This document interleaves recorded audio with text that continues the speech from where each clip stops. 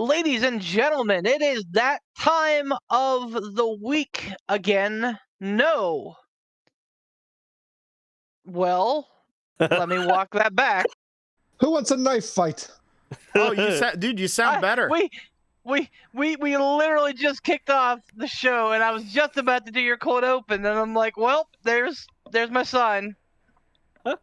Don't ever try to take my job. You're listening to the Pittsburgh Piledriver. What the hell is that? Podcast.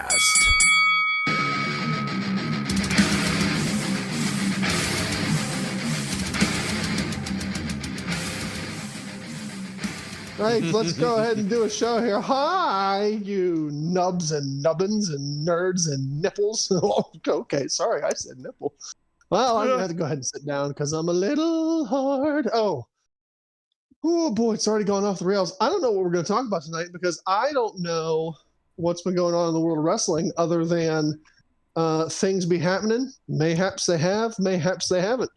I don't know. You guys figure it out, and I'm sure the other three have, and they'll tell you about it as I wander us around aimlessly looking for candy, chocolate, rum, nipples. I mean, whatever. Like, I'll just be over here doing Ransom things, and these guys will be talking about wrestling because I don't fucking know. All right?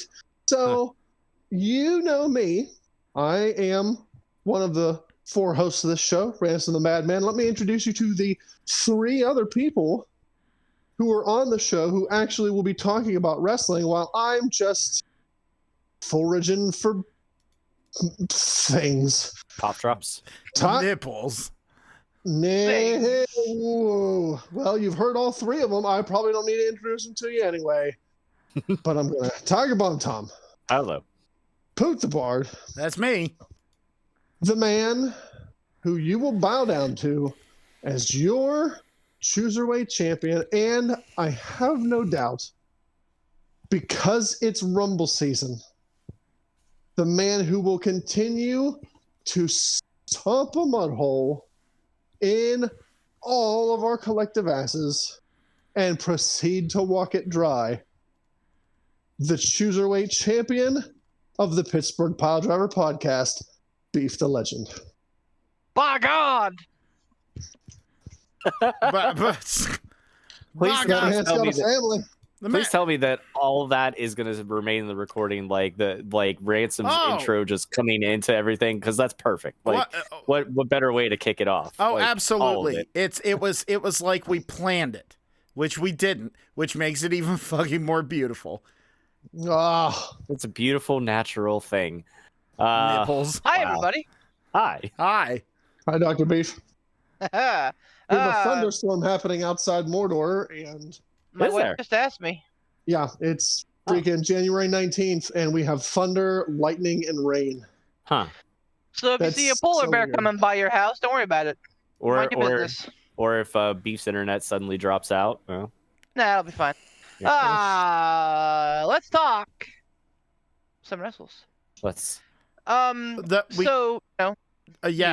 I was gonna say, we got to talk about the big news for this week before we get into like talking about Rumble or what's happening. Yeah, in AEW. absolutely. Oh, absolutely. 100%. What makes you think that what I have to say isn't big news? I know everything you say is big news to me, Sonny Jim. All right. He's like, well, I guess I can't. We would be, with all the jocularities aside, we would be remiss if we didn't offer, condolences to the family of Jay Briscoe.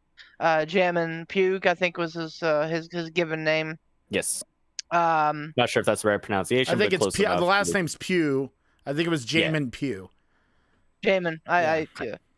But, regardless of how you pronounce the name, hell of an athlete, hell of a dad, and by all accounts, a hell of a nice guy.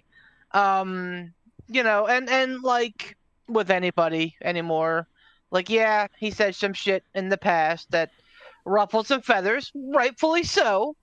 But, like, here's the difference with him, man. Like, he came out and he apologized. He said, listen, he basically said God's not done working on me, and God would want me to love everybody equally. So I messed up, and he spent time atoning for it. And I think if you have that kind of self-introspection, to be able to realize, hey, I'm an idiot, and be able to call yourself out on it, I think that's a step in the right direction. So I don't even know how long ago that was. I don't even know what he said. I don't even want to get into probably it. don't need to rehash. Oh yeah, no, I don't want to. No, it was just me saying I never even heard that controversy. Yeah, same here. That's why they were never on AEW. Like that's like Warner kept them off of AEW. Right. So I think that was like that was their scapegoat. I mean, really, like, you don't have to look far in this catalog to find out that they're not like your typical blue collar wrestler. They're kind of like a no collar wrestler, which is okay. Like, they did a great job with it, but like they were big into like real bloody matches and like real being very coarse. And I think that Warner Brothers took a look and they're like, you know what? These guys probably aren't for us. Let's find something to, give a reason for some jackassery while we can't like employ them. Just pretty much saying that the juice wasn't worth the squeeze with them. Like, in their mind, finding an excuse, right? Yeah. Exactly. That was the excuse, but I think wrestling-wise, the juice was very much worth it. Oh my God, absolutely, dude. Jay Briscoe, wrestling-wise, like Beef mentioned, hell of an athlete, tons of accomplishments. Obviously multiple time tag team champion. Is six-man tag team champion, or a trios champ basically in ROH. He was a ROH champion, had titles over in Japan and stuff like that. So I mean, wrestling accomplishments aside, from all accounts, everything that I've heard said about him is family super duper important, and he is one of the most authentic people, him and his brother Mark, that you'd ever really come across. And I think that also came across in their wrestling work too. They weren't some character, like if they're up early doing media and calling in podcasts or something like that, they're like, well, hell, we've already been up since like 4 a.m. on the farm doing work. And that's who they were. They were very authentic, real to life, and just all around good dudes. True salt of the earth. Yeah, true salt of the earth kind of guys. Absolute, tragedy what happened. That from what I had read, they're basically, he was in the car with his daughters on coming back from like cheerleading practice, and a car coming from the other direction came over into his lane head on, and him and the other driver were both pronounced DOA. Both of his daughters went to the hospital. From what I've heard, I haven't heard anything new since the other day or yesterday, but his one daughter was in stable condition. The other daughter's still having to have surgery. So, she's still got, a little bit of a fight ahead of her. So nothing but prayers, positive vibes, and, whatever we can for their family. A fight is better than the alternative. Oh, absolutely. Yeah. Absolutely. And I'm not above it. I'll grandstand for a second. Pop your fucking seatbelt on, man. Like, yeah. I don't want to say, oh, a seatbelt would have saved his life. It may not have. Right. No, because the other driver was wearing hers, and she's still right. But I mean, he may have had at least a better shot. Exactly. Right. So I agree. And that's not like me, like saying that to him post-human. No, nothing like that. No, I'm telling anybody out there, like, I don't care if you're going for a 5-minute drive to the fucking liquor store to buy beer, whatever. Yeah, because you buy beer at a liquor store. Anyway, like, pop your seatbelt in, man. Like, just do it. Yeah. And coming from somebody who currently literally drives for a living all day long, there are lots of people that don't pay attention out there, and I've had some very close calls myself, and yeah, man, wear the seatbelt. Trust me. Absolutely. So I mean, that's a big bummer. It is. Yeah. You know, and like I honestly found probably the biggest the three that I think struck me the most were FTR, who, you know, obviously didn't know the Briscoes a ton, but have had, like, 2022 was absolutely feud of the year was Briscoes and FTR. And they put on 3 all-timers, man. And, like, you could tell by the way that Dax and Cash talked about them, you know, how close that they had become. And Kevin Owens was the other one. Yeah. When he talked about, like, coming, you know, being a young boy from Montreal, and talking to them, and like them giving him and Sammy chances in Ring of Honor, like, you know, it's very apparent that, like, as hard edge and as coarse as their appearance were, and as they wrestled, that they absolutely had, you know, they were the opposite, you know, when the cameras weren't rolling, that they were soft and Oh yeah. and nice, and, you know. So to even you know, to take that, just to lend more credence to that, Jay, you know, how important they both were instrumental in ROH. Jay Briscoe is actually, like, part of, like, the first, like, you know, whenever they started actually televising or doing anything Ring of Honor or anything. Like, Jay was there from the beginning. Mark, being the younger brother, he's just about a year younger than him, where a lot of people thought they were twins. They're actually a year apart. So, you know, they both started wrestling very young, like, you know, right at 18 or just before. And Jay was actually, you know, in there by himself a little bit right before Mark. But you know, hearing, like, hearing all the different other wrestlers talking about, you know, how great of a guy he was and how great they both were, and their family in general. That was one thing I heard Bully Ray say. He's like, whenever he came to ROH, one of the first things he said, he's like, I don't care what it is, I don't care, you know, what we do. He's like, but I want to work with the Briscoes because they already have that reputation for themselves. They were like a tag team that by all accounts should have been grandstanded across, like, you know, they should have been bigger than what they were. Not to say that they weren't anything big or important, because they were. Their reputation, you know, preceded them.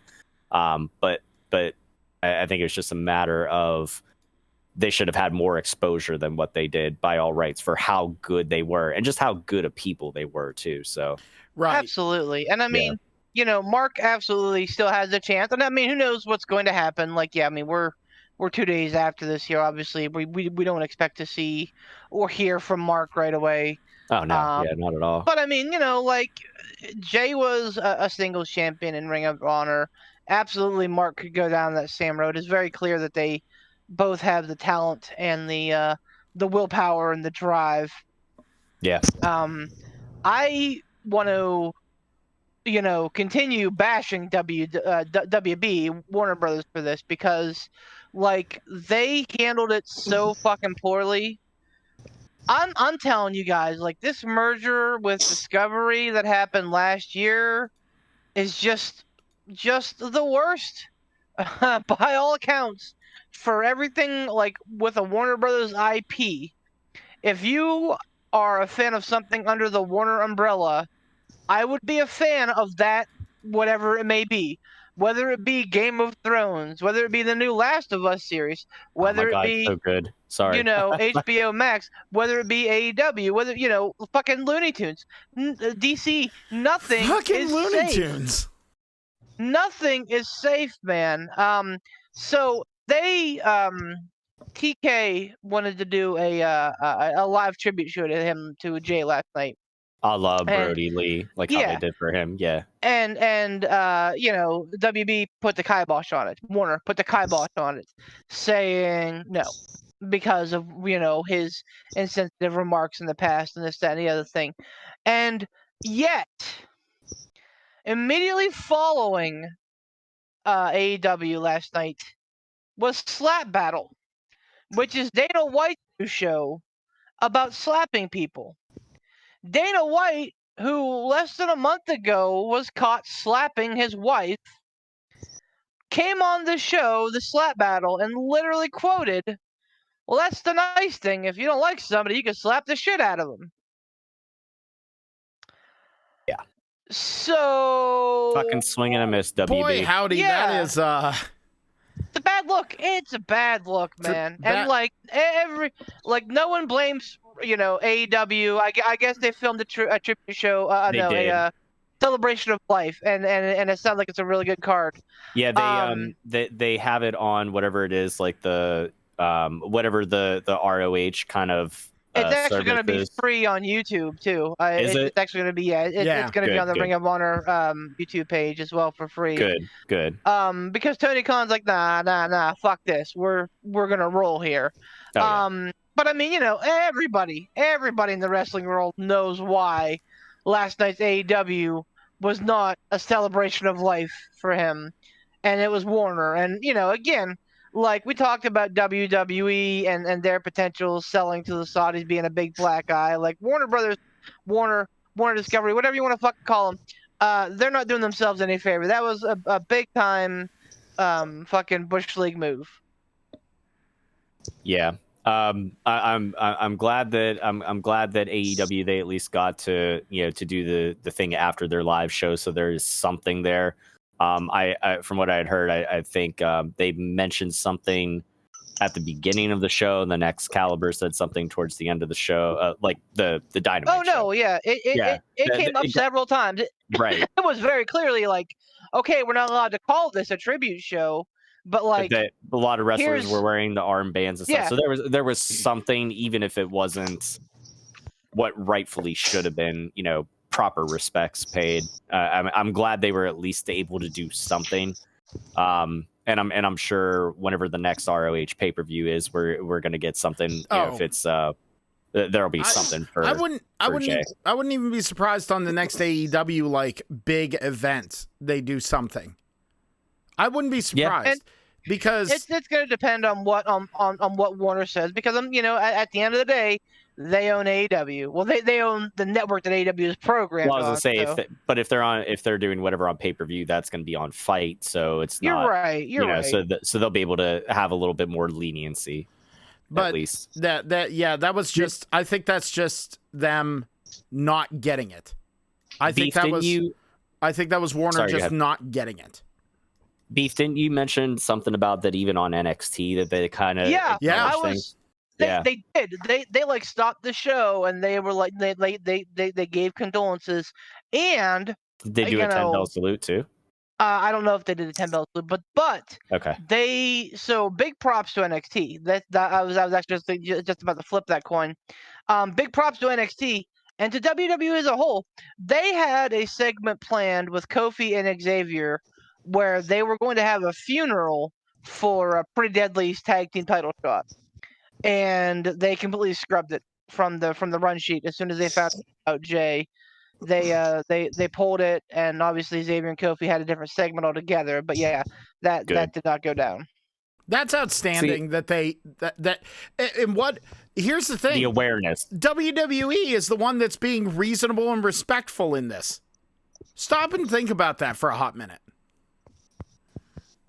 Yeah. Like seriously, like they get, and that's the difference I think between, with all the criticisms of WWE, which is pretty well warranted, they still get it. They are a wrestling company. They are a company that produces wrestling. They are an entire fold of fans. And I mean, with how much time they spend together, I mean, family at that point. The fact that they get it, like Warner Brothers, they could give a shit. Like that's the difference. They just don't, and I think that's where you see the differences. Well, and that's the other side of that coin is that like WWE is a force in wrestling. They've been around. This is next Monday's Raw's 30th anniversary.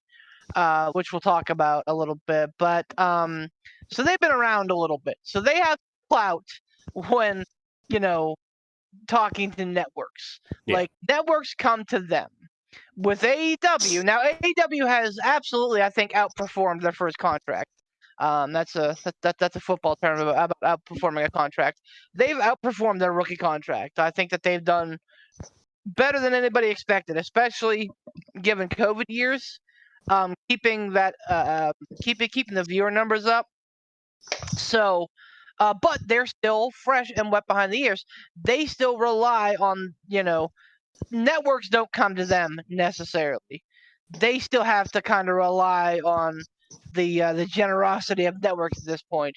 Whereas WWE obviously has many networks absolutely waiting to be like, yes, please, I would like to have your show, please. So I'm sure that factors in as well. But yeah, just a bad look for Warner, good look for WWE, and a shitty situation just all around. How you doing there, Ransom? You got anything to chime in on this with? No, man, you guys are hitting it. Did you find the chocolate or the nipples? Nah, just a bunch of dirt. It's just a bunch of dirt. Well, are you out in the concentration garden? Look at here, I got a jar of dirt. I got a jar of dirt. Guess what's inside? Yes. So it is Rumble time, and an exciting time to be a wrestling fan. Okay. Oh, listen. Now I want to say something. Oh boy. Cody has officially been announced. Right? Yeah. Yes, sir. We can't name him as a surprise entrant. Correct. Yes, sir. The lightning has struck the poster. They've updated The Rock's merch. Can you smell it? Can we go beef? Please. Can you smell pennies? Because you're having Tom? a stroke. Also, please. Can you smell Tom and Beef's murder? Because I can. Thanks for the triple threat in there, Poop, please. It's a foregone conclusion that they might as well just announce The Rock at this point. So I say in our Rumble picks, if we're doing a wager however many points on a surprise entrant, you can't wager points on The Rock. Foregone conclusion, The Rock is not an option. Don't do it. Because every single one of us will wager 8 billion zillion points and be like, oh, The Rock's going to be a surprise entrant. And you know what? My dead grandfather will be able to sit up in his grave and go, oh, I called that one. Like, everybody knows it. The dead know that The Rock are going to show back up. Was, shut up. So can we not with him? I heard an interesting theory. There it is. Wait. Let this play out, Tom. There we go. You got to be able to read the room on Beef's giggles. Yeah. Tom, if you are about to word vomit your way into something completely different than what I just said, I'm going to have a coronary. Please don't. Well, at least you'll still... listen, if you have that coronary, you'll still at least know that The Rock is going to be in the Rumble. Yeah, that's true. I've heard some wild speculation in as far as the surprise entrant. Is that too different for you, or can I? We're talking about not picking The Rock as a surprise entrant. Okay, all right. Or if you want to go ahead and change topic, then what I just said will be written in stone and become law, and screw anybody else that has an opinion. I'm fine with that, by the way. I mean, I like nobody. You're the herald. You're the herald. What you say goes. Honestly, I absolutely think you're right. Like, he's absolutely going to be in the Rumble, right? Like, the Blue Lightning, his last 2 returns have been in Philly. Like, there's just the big fucking. So. Is the Rumble in Philly? No, but Raw 30 is in Philly on Monday. So, do you think he's going to show back up on Raw? Absolutely. Announce that he's going to be in the Rumble. Yep. Well, if that's the case, then it doesn't matter what I want here because It's if a he's moot officially point. announces It himself, doesn't he's not matter. a surprise. So Tom? that would be the best case solution or I agree. scenario. Let him show up. That way I know I'm prepped. I can have Tara on standby to tackle me as I reach for my television to tear it off the wall. We'll have a safety. We got We'll you, have buddy. a safety net in progress here. Yeah, no, we got you. Well, everything. Listen, and that's why I've been trying to, set this table for you for the last month, because again, like the Royal Rumble is like spring training in baseball. Hope springs eternal. We look at the Royal Rumble and we go, anybody could show up, and every year we're like, nobody showed up. Oh, Pretty much. So like, I'm trying to I'm not trying to bring you guys down because this year, 2023, I'm all about positivity. I'm trying to be that guy that builds other people up this year. So I'm trying to set expectations for you. And honestly, I think that we need to be okay with The Rock being in the Rumble. Well, okay. What? Let me walk Why? that back. Let me walk that back. No, Let me. here's why. Here's why. Oh, wow. And also lends why Cody was announced ahead of time, because it's kind of a foregone conclusion that Cody returning, he'd be back in the championship picture because that's the trajectory that he was on, right? Yep. So if Cody was a surprise entrant at the Rumble and The Rock was going to be a surprise entrant, or even like Beef has speculated or other people are speculating, I don't know, a Stone Cold coming back at the Rumble, both of those would kind of overshadow Cody. You know what I mean? True. That's true. So after some thought on it, like, why would they announce Cody? Why would you waste that surprise spot? Well, maybe they still have a surprise or two left. Oh, absolutely. Even if it is the worst kept secret, because we know like surprises anymore, like Cody's return at WrestleMania was a quote unquote surprise, but it was like the worst kept secret. Like there was so much speculation, it pretty much. Yeah, but there was still a lot of doubt too, though. There was. Like, if you go back and listen to our show before WrestleMania last year, like we were worried that even though it was a foregone conclusion, that it might that not somehow it was going to get fucked up, right? Right. Well, that's because we've also been conditioned to expect that for so long out of WWE as well, too. With The Rock. So on Monday night they're doing this segment. Yes. With the generations of the bloodline there. Mm-hmm. And I have no doubt that they're going to be bending the knee to Roman. And I think that's when The Rock kind of interjects himself. Him and Roman have a tense moment, have a stare down, and they start to build for WrestleMania. And I think that Roman or the Bloodline, or both, get The Rock eliminated at the Royal Rumble. So Ransom, I have been trying to tell you for a month that The Rock's going to win the Royal Rumble to get your expectations at that level, only to now say 2 weeks prior, well, a week and a half prior, I don't think The Rock's going to win the Royal Rumble. I hope that makes you feel better. It wouldn't make sense, and I really think that would be a backlash. I really do. I really think there would be a lot of fucking pushback on that shit happening. And I mean, with 2 titles, and word is that they want Roman to work both nights, so there are 1,000 ways to book this.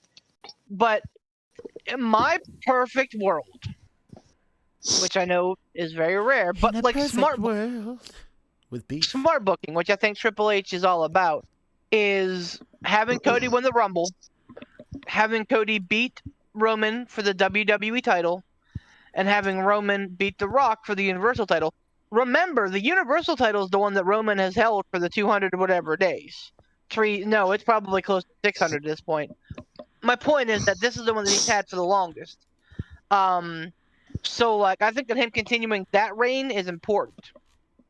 Him beating The Rock is important because either way you book it, it makes sense.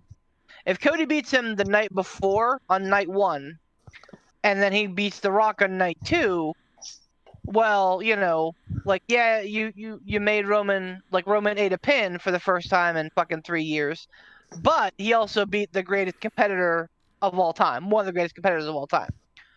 Or you flip that around.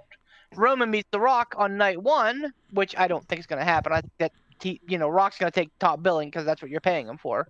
But you could have Roman beat The Rock on night 1, even more enhancing his portfolio, only to have him lose to Cody on night 2, making God Bless you. Thank you. bless you, making Came out of nowhere.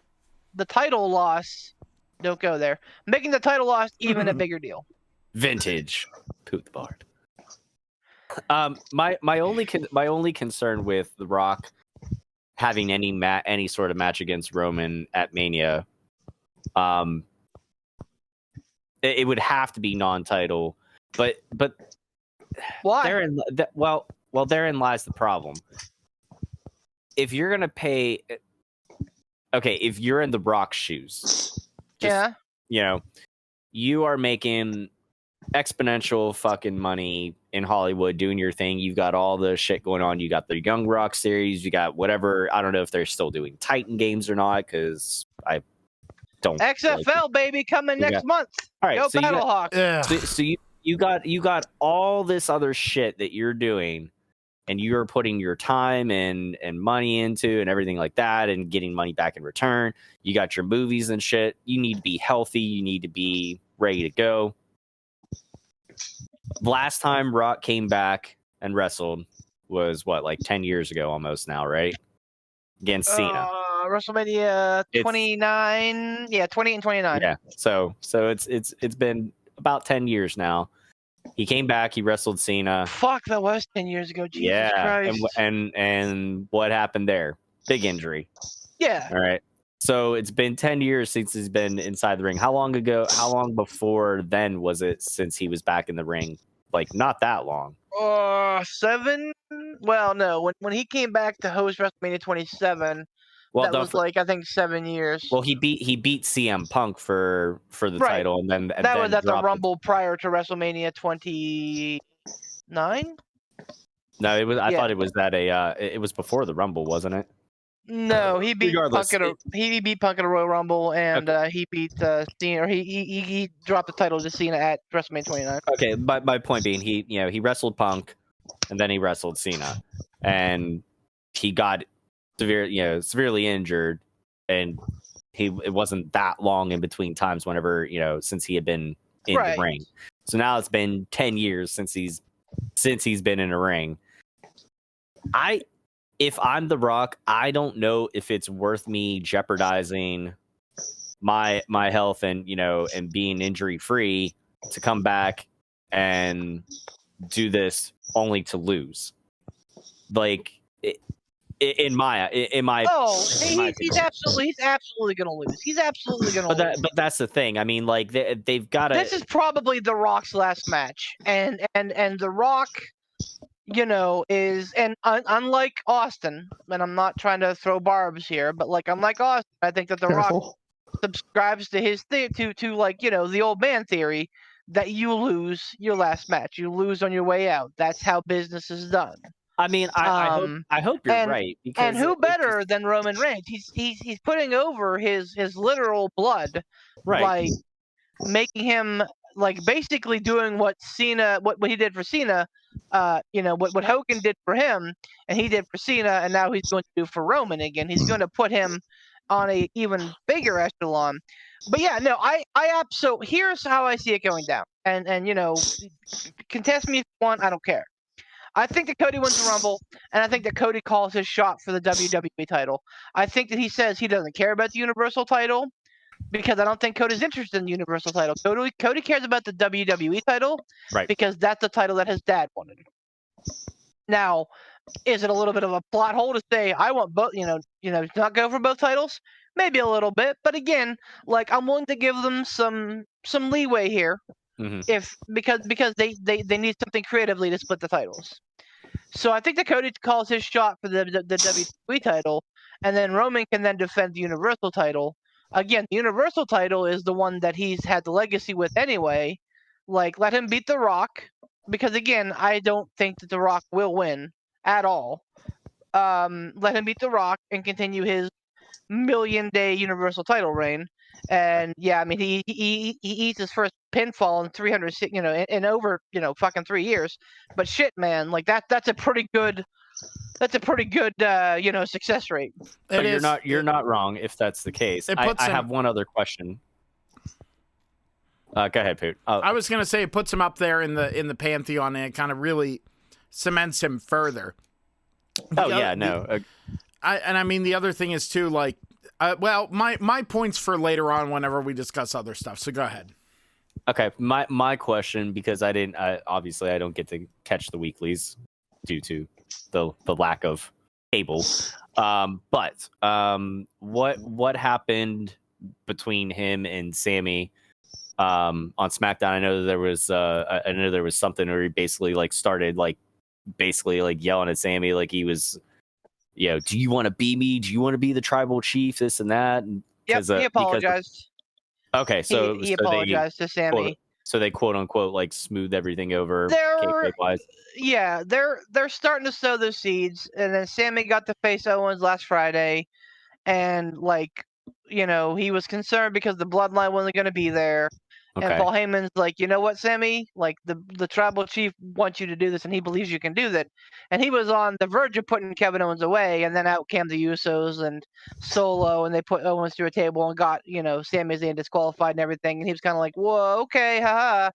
So the seeds are there. Okay. And that's the other. So that I think is going to transition into something else.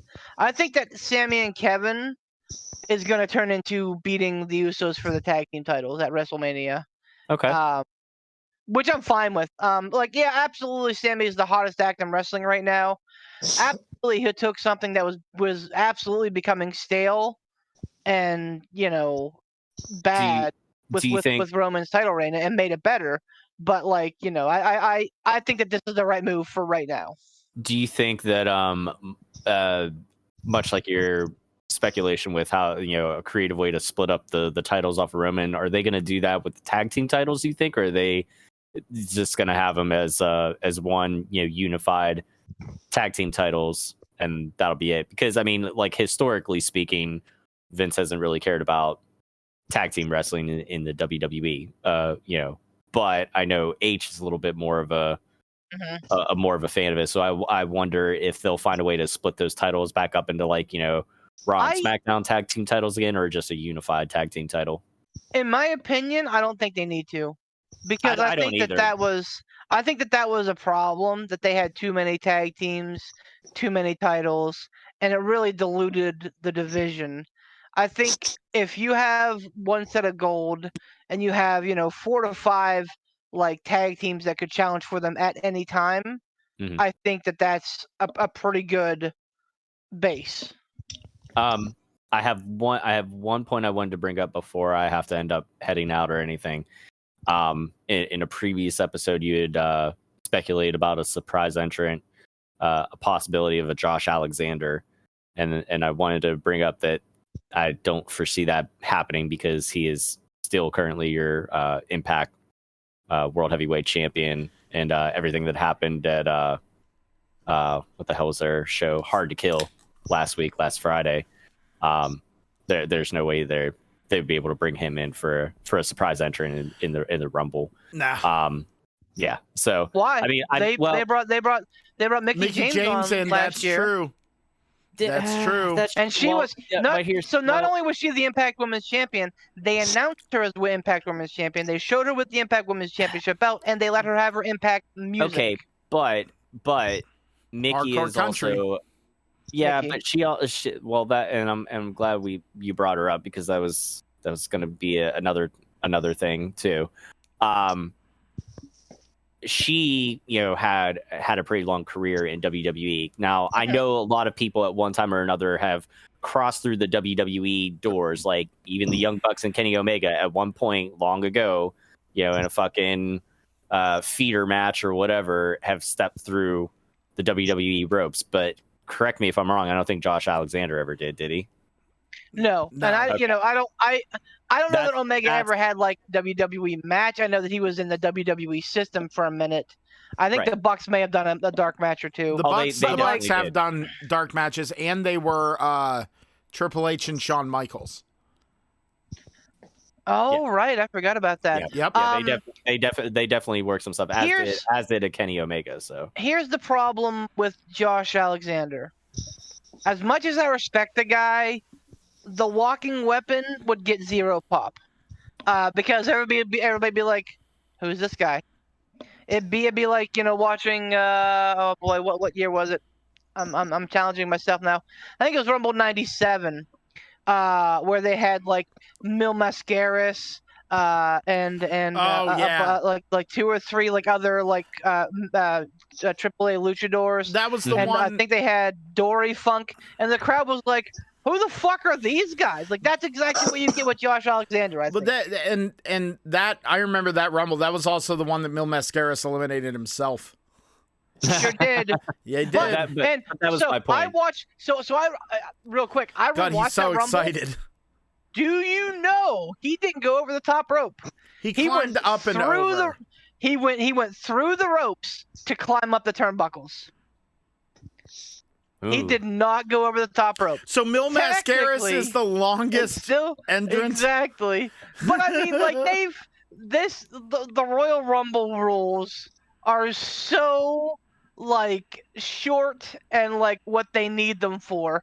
Like sometimes if somebody comes out in the middle of the match and starts making eliminations, it's not legal. Sometimes it is. It's whatever they need it to be. So I get it. It's Yeah. continuity and you want something better than that. But again, I get it.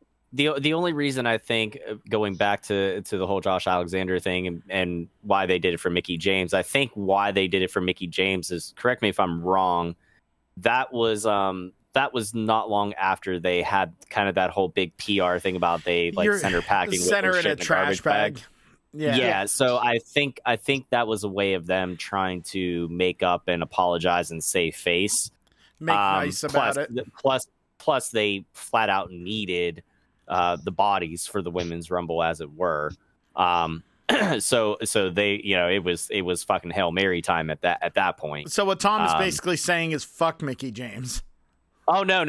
I mean, I would, I'm joking. but no. It was Hail Mary time for them creatively, and I think they also wanted to kind of right that PR wrong, as they damn well should have, because Mickey James is well deserved of that. She's had a long, historied, career and everything like that, outside of the WWE as well too, and it's if anybody is paying attention to Impact Wrestling, she's just won the women's Knockouts championship off of Jordan Grace. Oh. At Hard to Kill. Mickey's doing her last rodeo, so basically, if she loses a match, she's done. She's retiring. So it'll be interesting because it was title versus career at Hard to Kill. And so it was really like up in the air. Like, are we gonna see this? It's gonna be Mickey James' last match, and they did a lot of they played it off well. They did a lot of they had her family there. They were doing a lot of press with her and stuff like that, and kind of leading you to think well, there's no way they're gonna have Jordan Grace drop the title to her, and by God, they did. So it'll be interesting to see where they move forward with it. But that said, I don't think you're going to see her as another surprise entrant, or Josh Alexander, or probably anybody from Impact really. I think if you saw anybody from there, it might be maybe a Tommy Dreamer, maybe a Bully Ray, who knows? But I don't think they need to reach out too far as far as their men's Royal Rumble goes. Not too sure about the women's Rumble. I mean, they do have a lot of talent down in NXT that they could utilize too. So there's that. Okay. So before we started chasing shiny red ball down all the inception holes, we were talking about Sami Zayn, the Bloodline, Kevin Owens in the tag team championships. Correct. Do you think the turn from Sami Zayn or from the Bloodline, however it winds up happening, do you think that happens before WrestleMania and it sets up the match? Like those two reunite and it's like, okay, we're buds again. We're taking on the Bloodline. Or do you think it's a spur of the moment thing where Kevin Owens challenges the Usos for the tag team titles? They tell him, get a partner, we'll see you in the ring at WrestleMania. The Usos come out with Solo and Sammy. Kevin Owens comes out by himself. He starts the match by himself. Wrestle. Then all of a sudden, Sami Zayn takes out Solo at the side of the ring, jumps up on Kevin Owens' side, gets that hot tag in. Bing, boom, bam. New tag team champs. That's a really good story, but I don't think that's likely. In fact, I would say that they would do it maybe. Well, that's a really long haul. I was going to say that sounds more like something that could be set up for SummerSlam, but it is still, 3.5 months until Mania, so. Is it that long? Yeah. No, it's 2 months. WrestleMania is on April 1st and April 2nd. Oh, that's right. That's right. Yes, the days we told you not to book gigs. Got it. Which, by the way, I'm kidding. No, hang up right now. No, I'm kidding. Hang up. He takes a phone and throws it against the wall. To answer your question before I leave, Ransom, I think it's something they set up before Mania. I'm not sure if it's going to be directly here at the Rumble. Maybe they start to sow those seeds here at the Rumble, and it starts to play out over the weeks leading up, over the next 2 months leading up to Mania. But I think, as much as I would love that surprise spur of the moment thing, because just it sounds like amazing fantasy booking, I think that they'll more than likely build this up before Mania. My own personal opinion. Yeah, I agree. And the trouble is that, I think that it would be like Cody being in the Rumble. The writing's on the wall, and like everybody's going to see it coming, which kind of takes a little bit of the inflation out of it. Whereas here, we get to wonder when it's going to transpire. I kind of thought it might happen at Royal Rumble. The way that Sammy kind of looked at the Usos and Solo when they came out and put Owens through a table, I was like, But I think that the travesties will continue to happen to Kevin Owens until we get Elimination Chamber in February, which, oh, by the way, is in Montreal, Quebec, Canada. Ooh. And I think that when Sammy turns on Roman in Montreal at Elimination Chamber, it's going to blow the fucking roof off the joint. So that just makes all the sense in the world to me. And then, obviously they can book, they can work on Sammy and Kevin versus the Usos at Mania. Roman will be in the middle of his shit. So, yeah, I mean, I'm here for it. I'm here for all of it. And as long as they don't fuck up the Rumble too bad, I think it's going to be a really good time.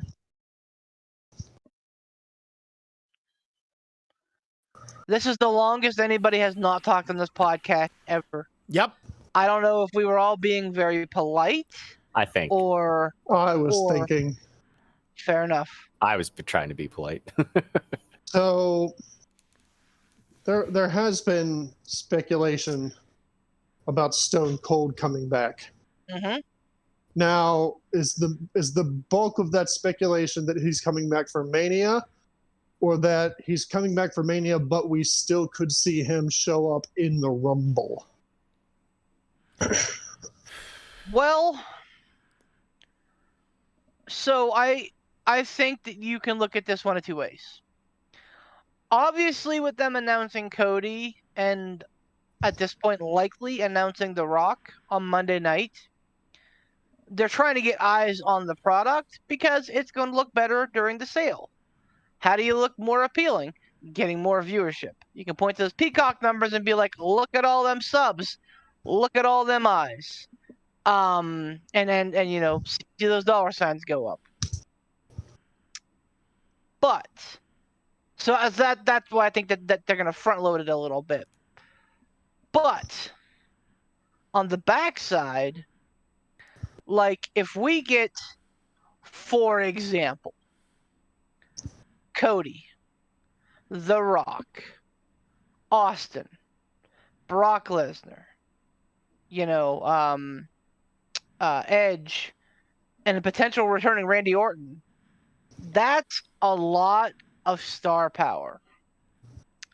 And now I haven't gotten to a lot of the modern rumbles yet, and I know I'm running out of time. But like in my rewatches, that's something that I've noticed is that when you look at star power in the Royal Rumble, there's not like a ton of it. Like very rarely do you have 5, 6 main event guys in the Royal Rumble. You get 2, maybe 3, and then maybe some upper mid card talent who, you know, could conceivably make the jump. But like again, that was always kind of like, at least it seemed to me, and maybe you can because you've been watching Rumbles like a madman. That really seems like what the Rumble facilitates is bringing that upper mid card guy to a different level. Absolutely. That's where, you know, you saw guys like, you know, for example, Keith Lee get a big spotlight.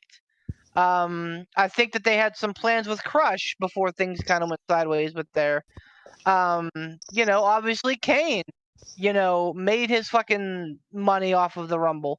So like, absolutely, you know, you can have a mid, and even Roman, when his like trajectory to the top began, was a mere mid card guy, dare I say, and you know, made a whole bunch of eliminations.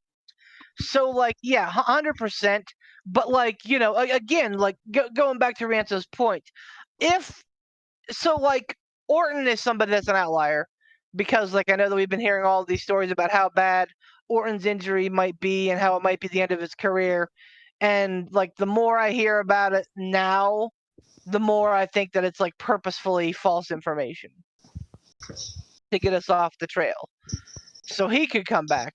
Riddle, by the way, could come back at any point. So he's another guy, you know, that can come back. Not a main eventer. Brock is not like a locked in number, but I mean, you go, you know, again, if you're setting up for Brock Gunther at WrestleMania, which by the way, sign me up right now. I'm here for Gunther versus Brock at WrestleMania. Brock's on the poster for the Royal Rumble, isn't he?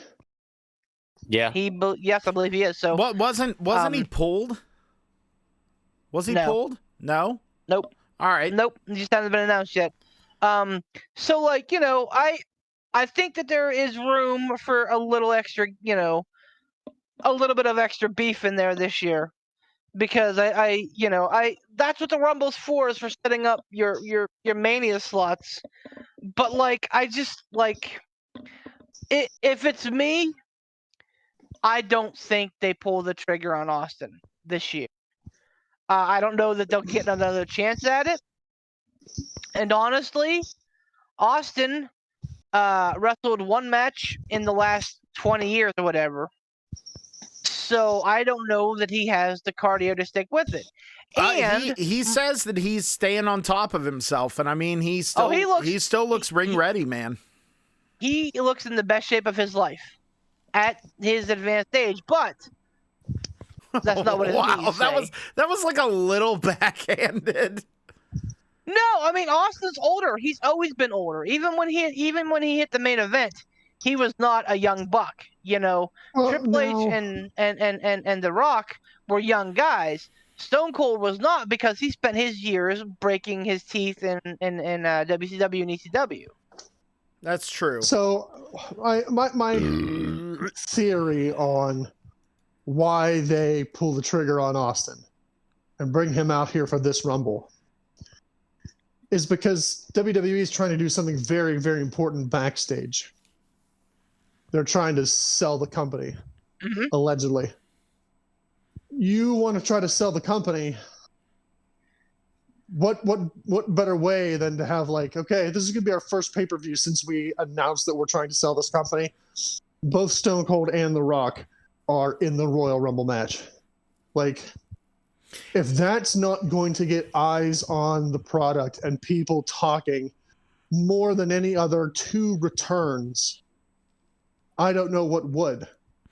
Then you pay Austin some money between the Rumble and Mania to show up on a Raw or a SmackDown or whatever. He doesn't have to wrestle. Austin doesn't have to wrestle between Royal Rumble and Mania. He can just show up, do some talking.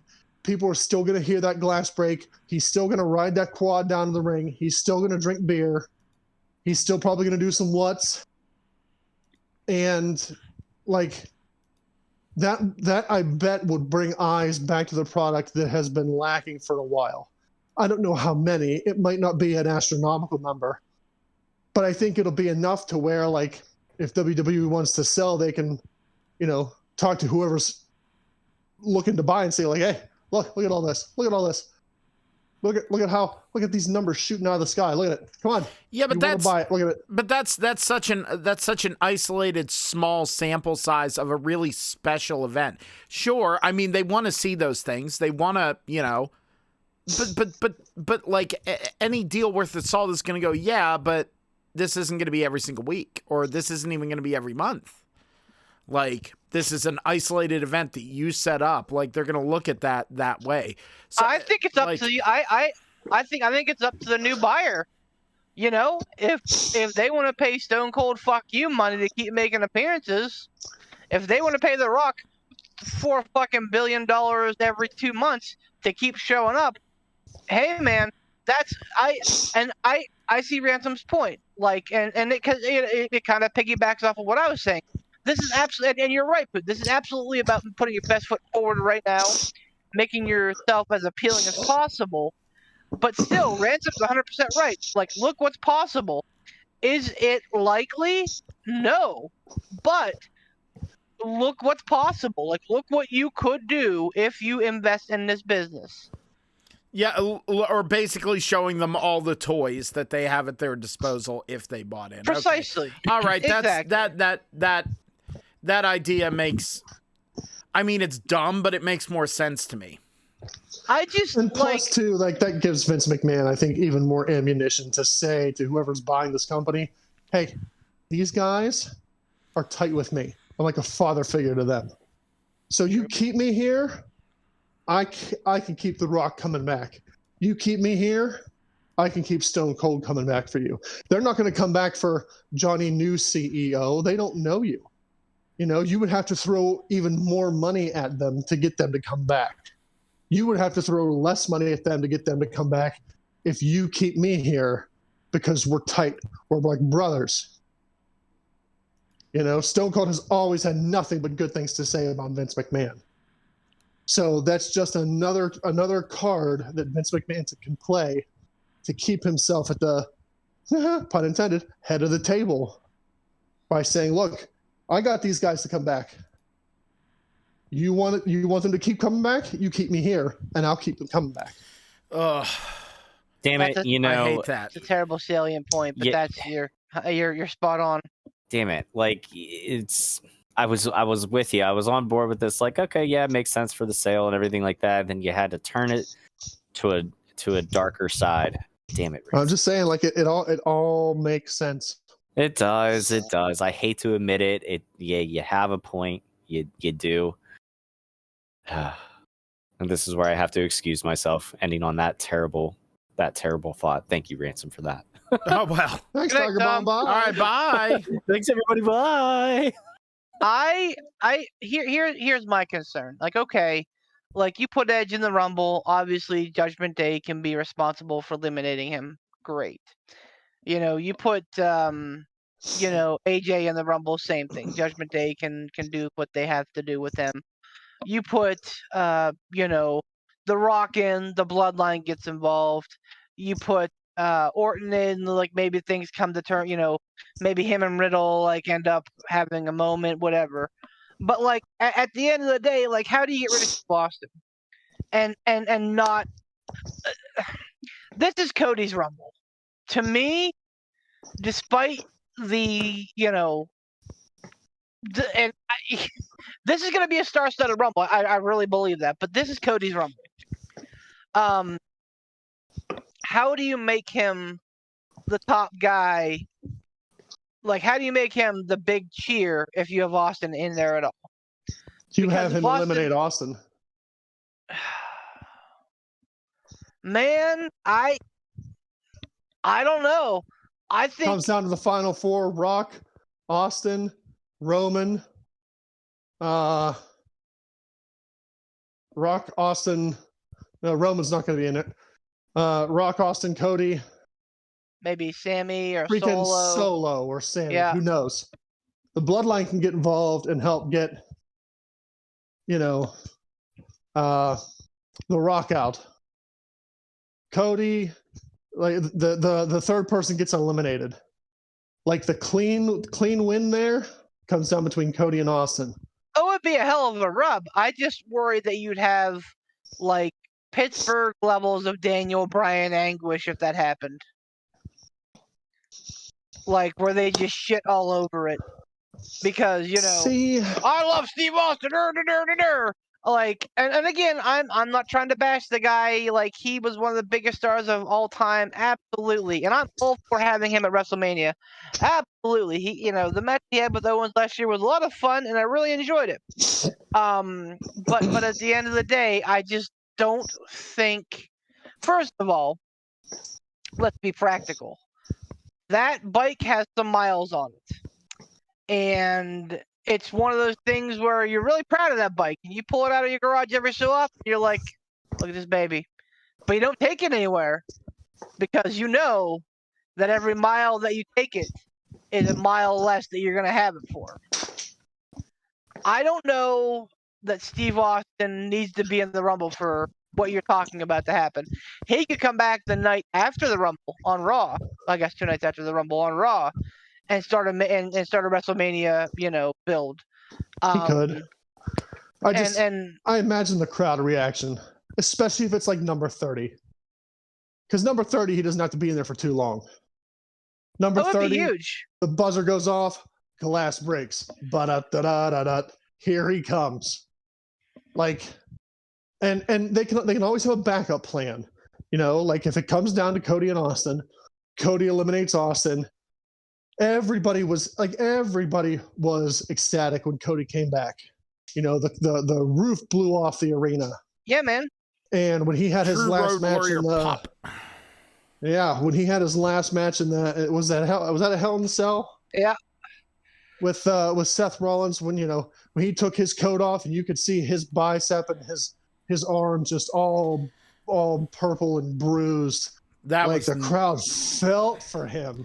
Yeah, you could hear the crowd go, oh. Like they looked at it and they could feel his pain. So I think Cody has enough oomph behind him that if he were to eliminate Steve Austin, I think the crowd would probably go nuts. Because it's Cody that did it. Like Cody, our guy, our boy, he did it. But you have a backup plan. If the crowd starts to boo Cody, if the crowd starts to turn on Cody, that's when you have Steve Austin slide back into the ring, do the cheers, give him some beers.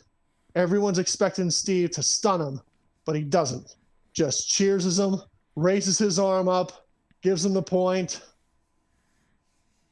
rolls under the ropes, walks away, lets Cody celebrate. I bet if Stone Cold gives him that passes that torch, gives him that rub, any hostility that Cody gets for eliminating him, I bet goes directly out the window.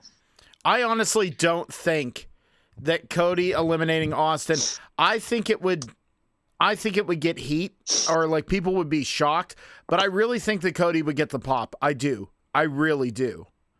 I understand that Steve Austin. Good. No, you go ahead. No, I was gonna say my fear, and Ransom's 100% right. Like that's Cody had a lot of build up coming back. He had a lot of fire and a lot of shine. And you know, when he showed up with the torn pec, like everyone was like, "Oh my God, look at this fucking guy," and that was fucking like 7 months ago. Like I feel like in this TikTok society, I mean, like I know that's why they're putting vignettes on the air every single week for Cody, but I just feel like maybe that like goodwill isn't there immediately right now. And might take some time to kind of like people to get back. Oh yeah, remember how awesome he was? And like, if you put that up against one of the top 4 like earners in WWE history, I just feel like you might be asking for some trouble. Well, that's true. That could happen. Also, it's 2023, and we're talking about The Rock versus The Rock and Steve Austin being in the last 4 of the Royal Rumble. Like I just want that noted. It's WWE. It's not really out of the realm of reality, really, is it? Anything could happen. No. But man, I know that's kind of a cliche. Ship out to sea. I know that's a cliche at Rumble season, but I love that. I love that anything can happen. I'm here for it. Are we just gonna keep on cruising here and just do kind of a bigger episode this week? Yeah, why not? Fine by me. All right, but cruise into it. So who? Me. And okay. You know, obviously we know some of the whispers and everything here about who's going to be there, who may be there. You know, so far the field is Kofi, Santos Escobar, Ricochet, Theory, Rollins, Lashley, Corbin, Mysterio, Gunther, Rey Mysterio, excuse me, Cody Rhodes, and Omos have all been announced. Oh, great. Omos. They're going to try and do the thing that they do with every giant guy, except the thing is, whenever it was Mark Henry or it was Big Show or it was Kane or it was any of them, or Mabel or whatever, like in years past, right? Any of those times, it's because people had a spot in their heart where they actually liked that talent. Omos getting eliminated, it's just going to get a pop. And it's not going to get a pop it's not going to get a pop that it's like, oh, wow, that was amazing. They eliminated the Big Bong Bang, to borrow a term. Did you just go full ZZ Top there? Sure did. But like it's just going to be Omos. They're going to be like, fuck yeah, get that jackass out of here. Yo, poor, younger, lower talented, blacker Kevin Nash. Just no quads torn yet, though. But maybe in the Rumble he'll tear something. That'll be great. We're gonna see AJ Styles. Oh yeah. You know, obviously we're gonna see probably Priest and likely Seth Rollins. He's already announced. Oh, he's already announced. Like younger Mysterio for a face-off with Daddy Dearest, which. Again, I'm here for. I think Dominic heel persona is great. Dude, and like it's so dumb. I love it. He spent 24 hours in the clink, and he's suddenly a fucking like Latin fucking king. You know, like I'm here for it, man. Give me all of it. Stop it. It's so dumb, but it's so great. You are a piece of shit. You're the kind of piece of shit that geeks off and buys into things like the whole Elias Ezekiel thing. Oh, I love it. I love this Ezekiel thing. Oh, it's so funny. Like, oh, hootie hotty. No, man, it sure wasn't. That's why it just went away, because it wasn't funny. It wasn't. It was the worst thing ever. This Dominic Mysterio thing, you can put as many flannel shirts and bandanas and sunglasses on this kid that you want, but one stiff slap to the mouth, and all of a sudden it's revealed, oh, look, it's not a hardcore gangster. It's fucking Dominic Fetus Face Mysterio. That's a gimmick. That's it's supposed to be so dumb. I don't like the fact that it's gimmick. tied to Judgment Day, because I kind of wanted Judgment Day to be taken seriously. But like, you know, that's the whole point. He just needs you know what spot I think would be hilarious to like put on top of all this? In the Rumble, he goes, you know, head to head with Daddy Dearest. Daddy Dearest puts him over his knee and spanks him. That'd be great, man. That'd be fucking great. You know, honestly, Ransom, people are responding to this. He's getting over. God help him. He's getting over. I hate it. I hate it so much. And I hate him. Like, I hate him so much. He's so terrible. He's gotten better. He has no business being where he is. His heel persona is better. I think his heel persona is better than his like white face baby meat persona. His white face baby meat persona was a persona that should have gotten run over by a Mack truck. His heel persona, it would work well with a comedy team. Like, it makes Judgment Day look goofy. It makes them look like a goofy emo type of stable.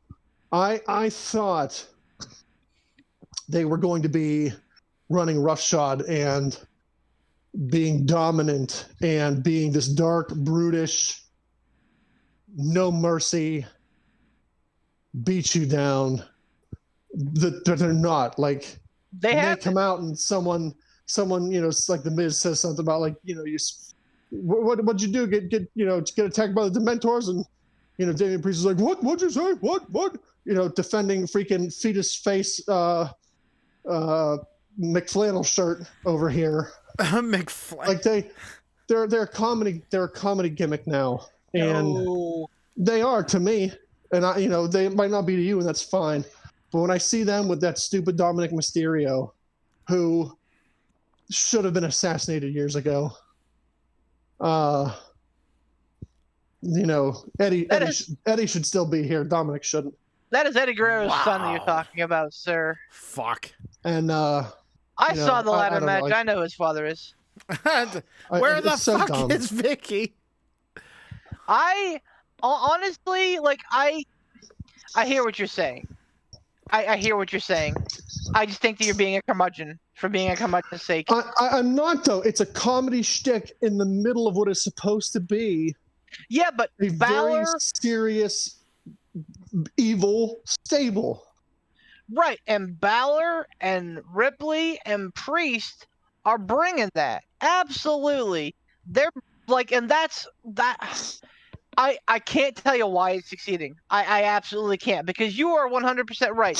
In theory, having this gimmick in the middle of this stable does not make sense. No, man. It's like putting Santino Marella in the middle of Evolution. Oh, wow! But for whatever reason, people are clinging to it, and Balor is racking up wins. You know, Priest is still Priest, and Rhea is probably going to win the Royal Rumble. No, so, like, and plus, no one can hate Rhea Ripley right now, because she is the memeiest meme that's ever memed right now. They're very thirsty memes, but she's very memey. She's so pretty. Oh, she's so pretty. Like, so my point's being beleaguered here. So, you know, obviously, and like Lesnar, like we said, is not announced, but he's on the poster. You know, you're probably gonna get maybe a tag team or two. But honestly, like, you know, slots are starting to fill up here. And but again, there are 11 announced. and yes, I know SmackDown's tomorrow. And yes, Sheamus and McIntyre aren't on here yet. They will be. But Monday's the go home show. Like Monday is like the last Raw before, Oh yeah. the Rumble. So like I think that we have some leeway here, and if Triple H is smart, I think he'll avoid doing what they've done in the past, which is like announcing like 25 people. I think that he'll announce the bare minimum. Again, guys that we know are going to be in. Your AJ, your McIntyre, your Sheamus, and kind of see where we go from there. Like if we get the Viking Raiders, and if we get Judgment Day, and if we get the Street Profits and everything, cool. Like, but at the same time, like I don't, I like mystery leading into Royal Rumble. The less announced for me, the better. Yeah. Oh, Exactly. absolutely. And I feel like anybody who is a fan, not just like in general a wrestling fan, but I feel like anybody who's a fan specifically of the Rumble, I only want to hear like 10 people, maybe 12, not even half the field. I want to hear the bare minimum, and then I want to sit there and go, ooh boy. I love that. I think next Thursday when we sit here and we talk about it, I think we'll be talking probably 17, 18. And they're, and that's maybe before the SmackDown go home show, right? Right, exactly. But yeah, I mean, like I think that this is a good thing, because again, like it's good and bad, because again, like if there's a bunch of open spots, we're sitting here fucking salivating, oh well, Edge's definitely gonna be one of them, and Orton and Austin and Jay White and fucking I Laparca. want to fucking Laparca. I want to see Minoru Suzuki. He's a name that was floated. Ooh. I think back in November, that I was like, holy fuck! If I saw the King of the Royal Rumble, I'd be good. Didn't like you he used to tag team with Rene Dupree? You're thinking of Kento Suzuki, sir. Uh-oh. This is Minoru Suzuki, the fucking king. I don't. Yeah. I would recognize love that royalty. I would love to see Suzuki and fucking Gunther square up, and Suzuki just like lay into fucking Gunther, and Gunther lay into Suzuki, even if it's like fucking 2 seconds. Like, give it to me. I need all of it in my face. So like that's, I think, what we need to be careful of when we have like 11 spots to fill, is like our brains go crazy, and then when we see the Royal Rumble, and it's fucking Xavier Woods, and it's fucking Ivar and Eric, and the Street Profits, and we're like, oh no, there's only 3 positions left, and no. fucking Kane comes out, and we're like, no, not Kane, why can't Yes. And then, like, we're all sitting there on the edge of our seat, and we're like, oh, man, here's number 30. Who's it going to be? And it's fucking, like, Logan Paul or something. And we should be excited because, I wouldn't mind Logan Paul being there, man. I wouldn't. Cena's another one. That could absolutely be part of this Rumble. Not even could, is. It's going to be there. Why do you doubt that? Because of all the big names, dude. I'm telling you. John Cena is a big name. If you're gonna drag out the heavy hitters, drag them all fucking out. Yeah, but I don't think that he needs to be there to kick off this program. Yeah, but you don't either think Logan Paul or but just imagine Austin Theory. Just imagine Austin Theory. Just imagine Dr. Teeth. Imagine you have Dr. Teeth. Gary Gary Busey? No, Austin Theory has Gary Busey beat. Austin sure does. He's a walking shark. So like Shark Boy. Shark Boy confirmed for the Rumble. No, but just think about it, Beef. You have The Rock. You okay? You have The Rock. Stop it. You have you have Austin, presumably. Cena. No, And then, yeah. allegedly. It's not even presumably. Yeah. It's allegedly at this point. Allegedly then. Oh, But then you have Logan Paul, and you have John Cena. Having them all. You're talking about the biggest names in the last fucking 40 years of this sport. Fucking trot Bret Hart and Shawn Michaels out there. Why not? Put Yeah, but Triple you're H sitting on there. there. On It's his like, fucking throne. two of these are really presumable and make sense, but 3, my God, how dare you? How dare you insinuate that they would drag out John Cena, who's appeared on TV recently? Fuck. I'm going to throw this out there right now. My surprise entrance, and I'll put all the points that I can on it, is Ric Flair. Fuck out of here. If Ric Flair comes out, I'm leaving. Me and Brittany are going home. I don't care if it comes out number 3 like you did in 92. I'm out. I honestly, how great would that be? Terrible. My Fucking surprise. Ric Flair and Goldberg and The Rock. Calm come down. Out, bang, bang, bang. The 3 of us are like, nope, we're out. See you later. So, I think my surprise entrant, I think is probably the most feasible of all the ones that's been brought up. I think Jay White. Absolutely. I really think Jay White. Mm-hmm. I agree. I think Switchblade makes so much sense. The Rock is the most feasible. Yeah, but it's not a surprise at this point. Yeah, the posters have blue lightning on it, man. Like, this isn't. The Rock is absolutely coming out of the Royal Rumble. Like, and I'm with you. Like, even if they don't announce it, like, it's not going to be a surprise. So we're not allowing that shit to fly on the Pixisode. But like, yeah, I mean, you heard me, Pixisode. Oh. I just like you're talking about Rock and Austin and Cena and Orton. And, like, those are 4 of the biggest names of the last 20 years. Legit.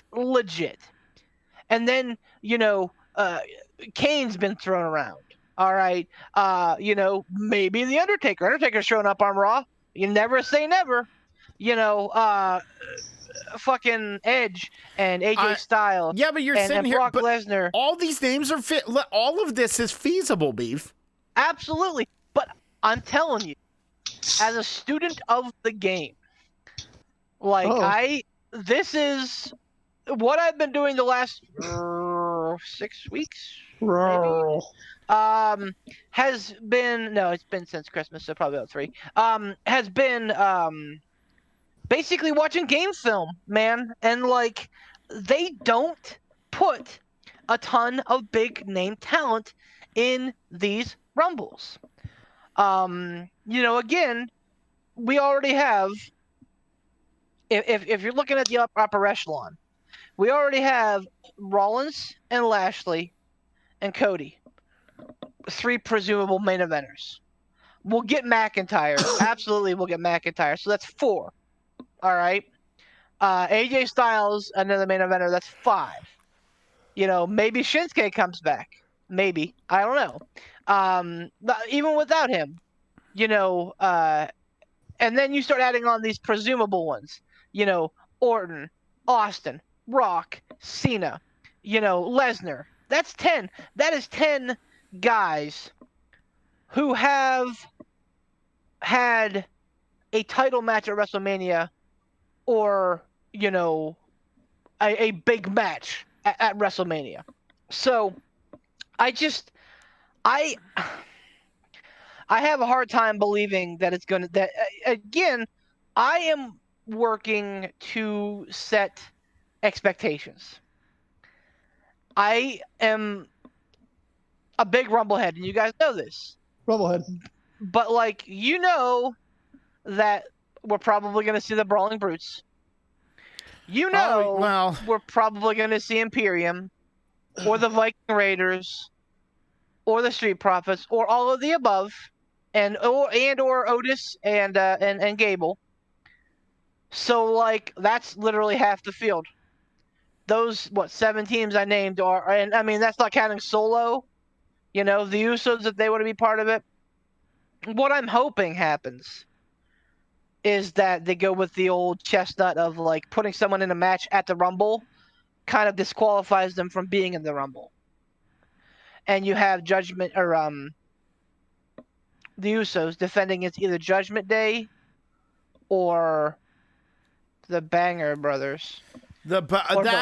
I love how there was. I think it was What Culture posted it. They were like, WWE says that they are well aware of how that name sounds. Mm-hmm. They are well aware. I'm like, okay, good enough.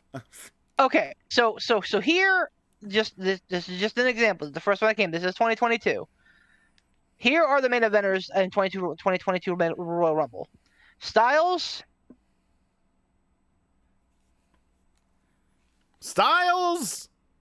Owens, McIntyre, Big E. I'll throw him in there. Orton and Lesnar. That's 6. And honestly, like Big E would be huge. I don't think that anybody believed that Big E had a shot. I don't think that a lot of people believe that Kevin Owens had a shot. So realistically, you had 3, and I mean AJ was number 1. So like realistically, you had about 3 people that I think, you know, people were like, this guy's definitely winning the Rumble. And with all the names you're throwing out there, I could see ways that The Rock could win the Rumble, that Cody could win the Rumble, that Drew could win the Rumble, that Austin could win the Rumble, that Cena could win the Rumble. God forbid. You know. My favorite part of all this. What did you say? What'd you say? My favorite part of all this. Not you. What did Ransom say? I said, what did you just say? What did I say? What did you say? Said something about Cena winning the Rumble. What did you just say? I did. I mean, him and Owens own the win over Roman Reigns in the last, 2 years. Like, the only L in Roman Reigns' column in the last, I think, 2 years is Cena and Kevin Owens. Absolutely, John Cena could come back, and, like, they may have already planted the seeds for Cena to beat Roman Reigns, or to have Roman Reigns beat Cena. Cena might be the backup plan to The Rock.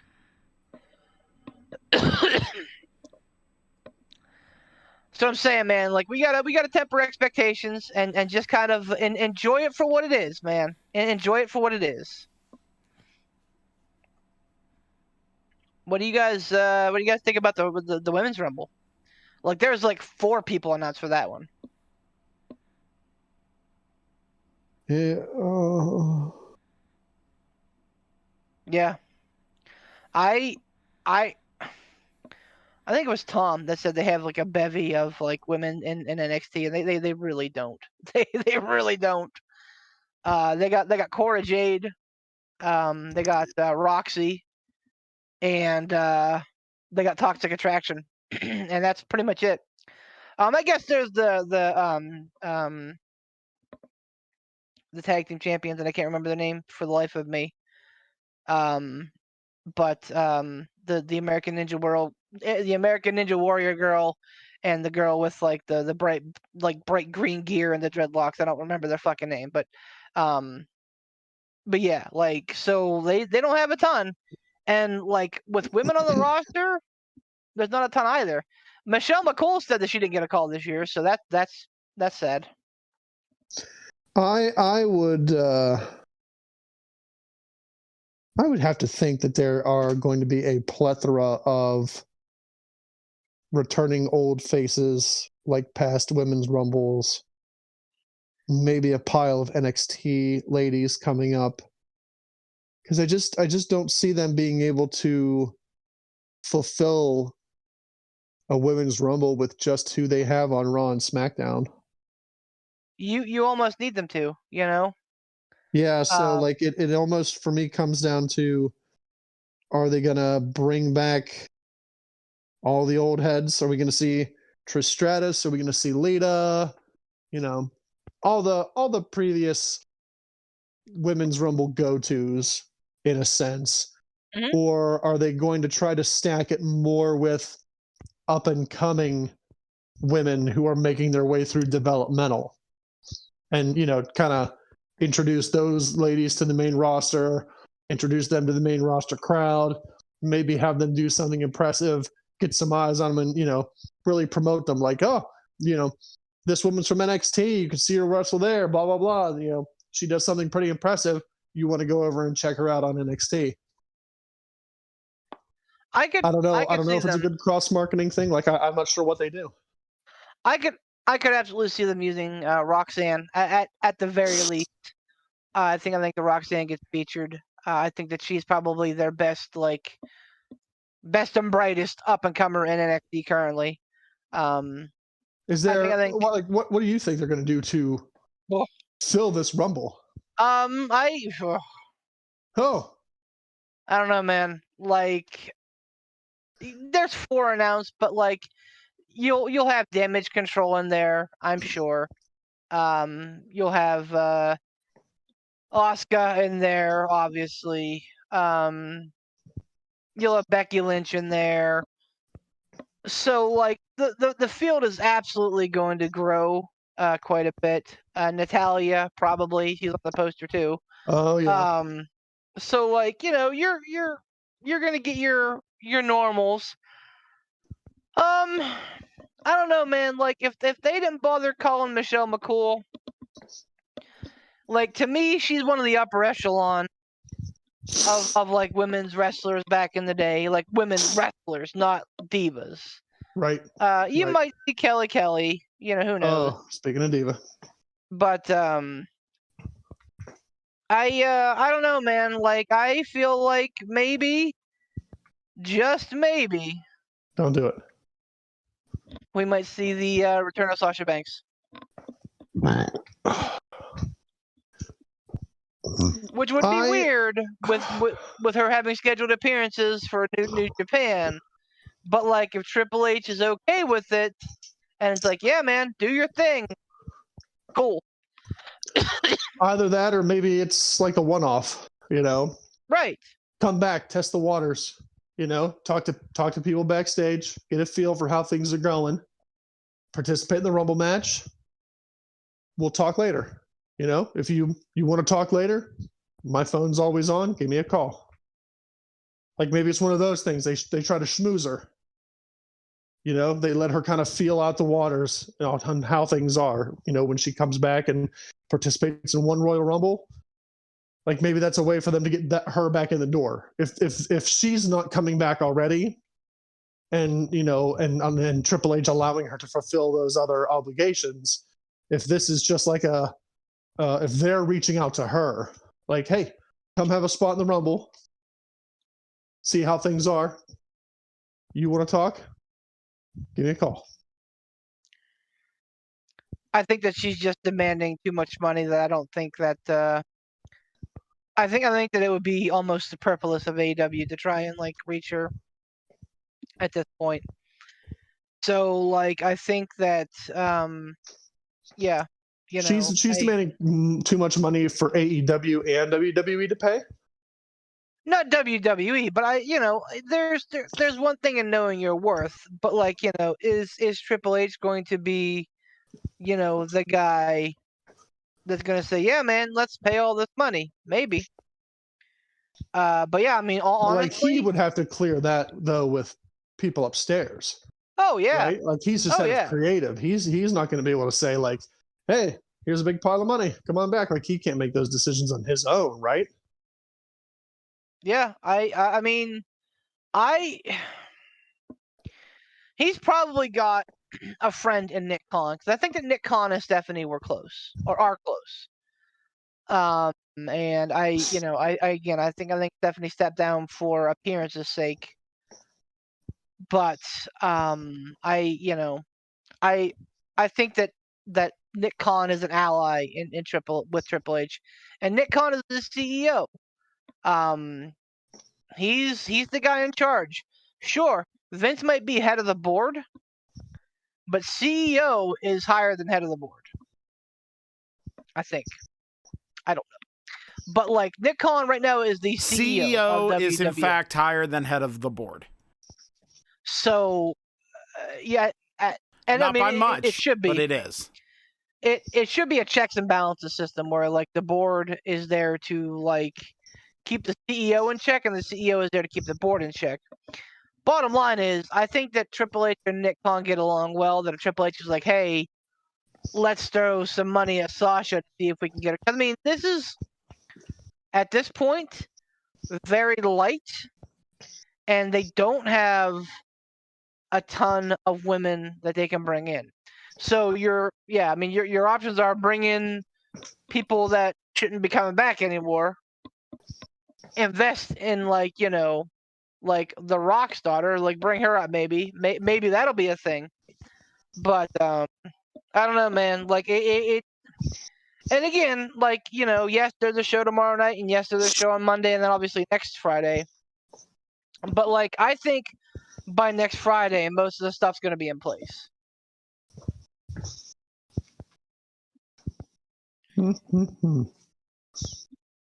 And like I said, they still have to fill out the rest of the card. Like right now, we're looking at Roman versus Owens, Bianca versus Alexa, Bray versus LA Knight, and a Mountain Dew Pitch Black match, which I'm shocked that we haven't talked about yet, and the 2 Rumbles. Do we need to talk about that? Like, I am so disappointed. yeah, like big gust of wind filled the sails whenever Bray Wyatt came back and made that return. That was 6 months ago. impressive.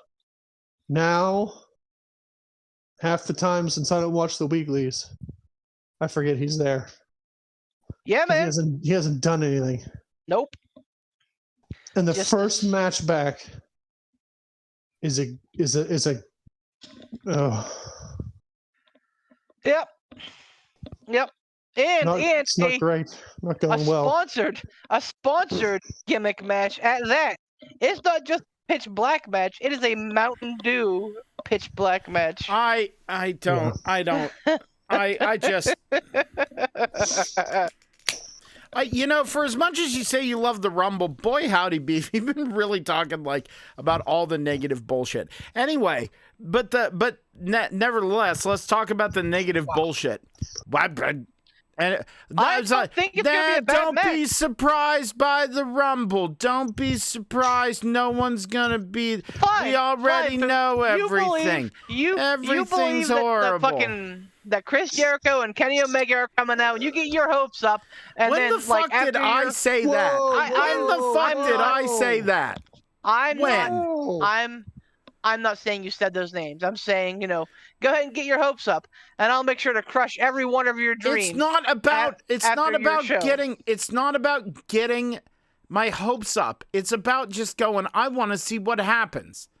It is. I don't want to spreadsheet it. You know what I mean? Every year we talk about this, and we're like, oh boy, it could be this. We figure out exactly how many spots are left open. We're like, okay, well, with so-and-so and so-and-so and so-and-so, that leaves, 3 spots. Could it be RVD this year? Who knows?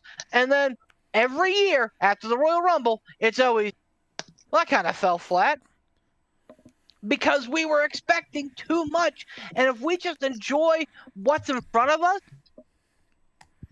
boy howdy, maybe we'll have a good time. I want you to be excited, brother. I do. I want you to be excited. I want Ransom and Tom to be excited. I want everybody, all of our listeners out there. But I also want you to be super cynical about it. Like, no, I'm not being cynical. I'm being realistic. But the thing is, I have no delusions of any super crazy fanfic crossovers. You just named 10 main eventers from the last 20 years that could possibly be in the Royal Rumble. What are you fucking talking about? All of us said it's a foregone conclusion that The Rock's going to be there, and it's a possibility that Stone Cold's going to be there. And I said it's Rock, feasible. Stone Cold, and Cena. It is. I didn't say Orton. You fucking did. I said that Cena was feasible because he's been on TV recently, and you went off and you talked about Orton and all this other stuff. I'm just saying, man, this is one of the last things in my fucking life that I have like whimsy about. And you are spreadsheeting me to death with good reason. With good reason. Because if left to my own devices, I will go off into the weeds. And that's why I need to be kept on a fucking leash.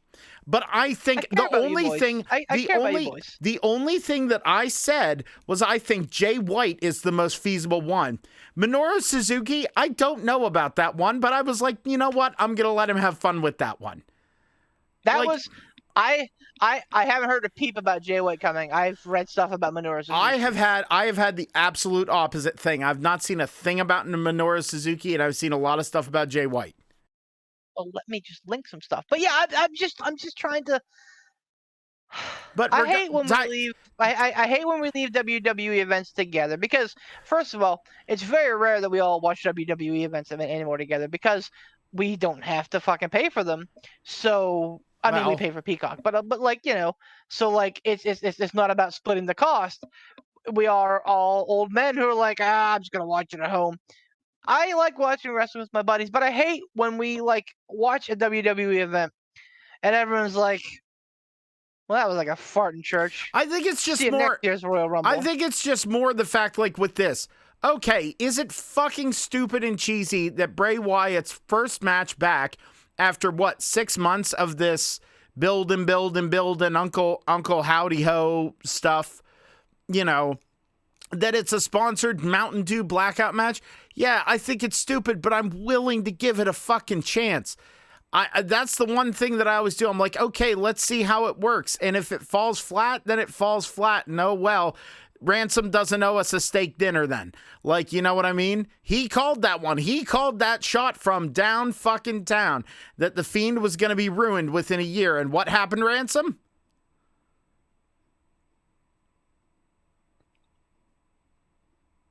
The microphone was off. The Fiend was ruined within a year. The Fiend was ruined within a year. Do I have delusions that like, am I going into this going, gosh, guys, golly gee, this is gonna be the one that Bray Wyatt, it really works for Bray Wyatt? No, I'm just willing to see where it goes. I'm not gonna sit here and go, okay, this is more of this bullshit and every bullshit and that fucking bullshit. I don't want to do that. I want to go into it. I want to go into it, and I want to go. That was a mighty burp, by the way. The waveform kind of looks like a boob. Anyway, hot. Yeah, smoke it. There's that nipple you were looking for in the beginning of the episode. Thanks, everybody. Bye. My point is that I wanna like just watch and see what happens instead of immediately being cynical, because then no matter what happens with the match, you're going to be unhappy with it.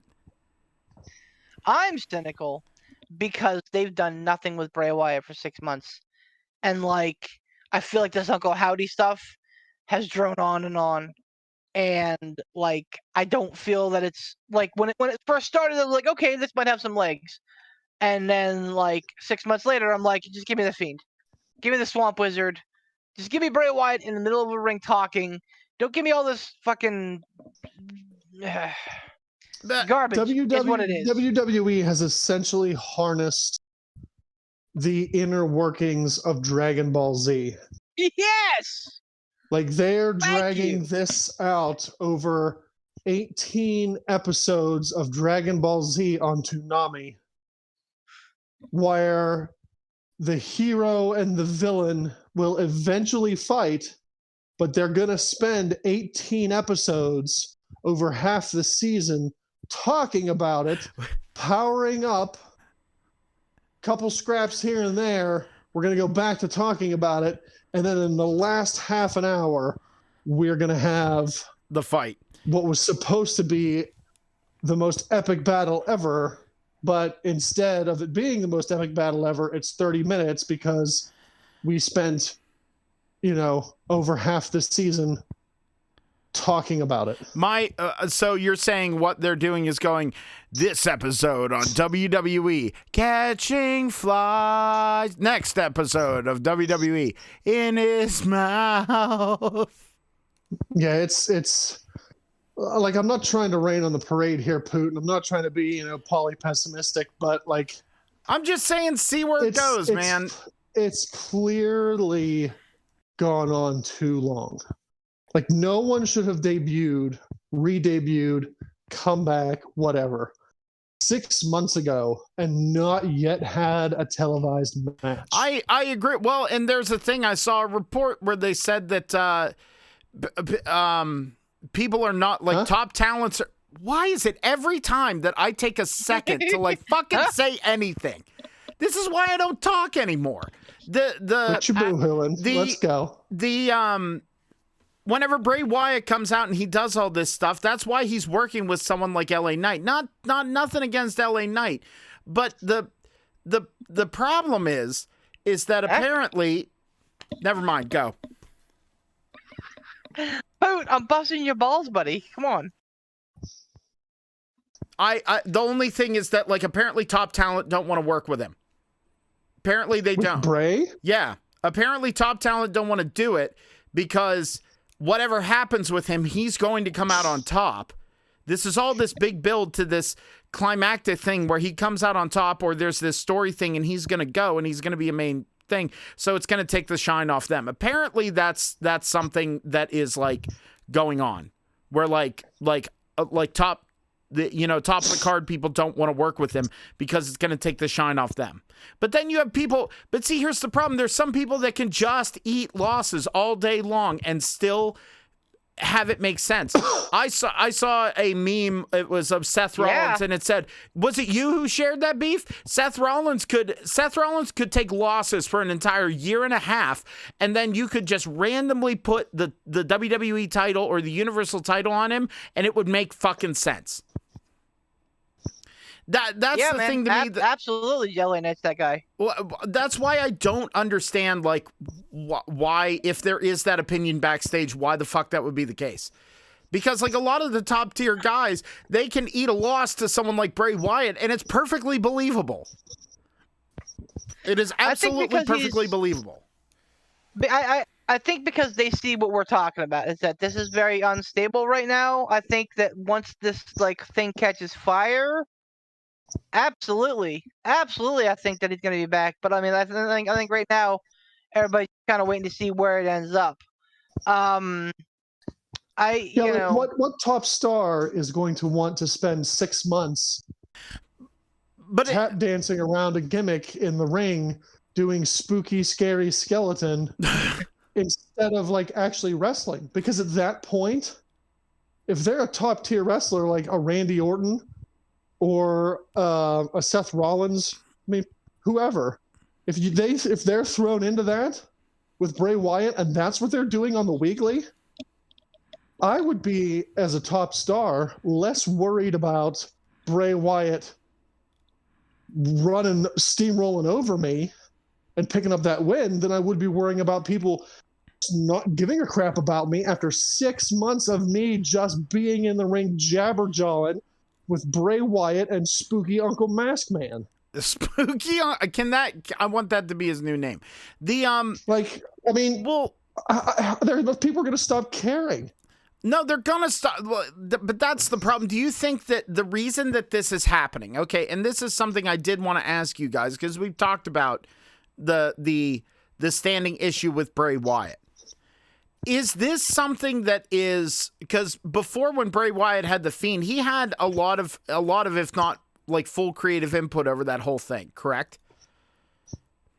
Yes, absolutely. Yes. Triple H has given him like the reins. He's given him the reins. Now, this time coming back, do you think that a lot of the reason that that he might be having this problem is because, you know, he has the reins and he's like, fine, now I'm really going to do something crazy and out there? Do you think it's that, or do you think it's WWE having their creative input and doing it as well? Like, what do you guys think on that? I'm going to give you an unpopular opinion. All right. I think that Vince McMahon and Bray Wyatt had decent synergy. And I think that that Vince knew when to kind of like rein Bray in. And yes, he absolutely made some mistakes along the way with the Fiend, especially. But like I feel like Vince knew whenever he was getting off the reservation. I feel like Triple H giving Bray this much leeway enough rope to hang himself with, as it were, I think is kind of blowing up in Triple H's face. Now, we all can see that Bray Wyatt's wearing a knee brace.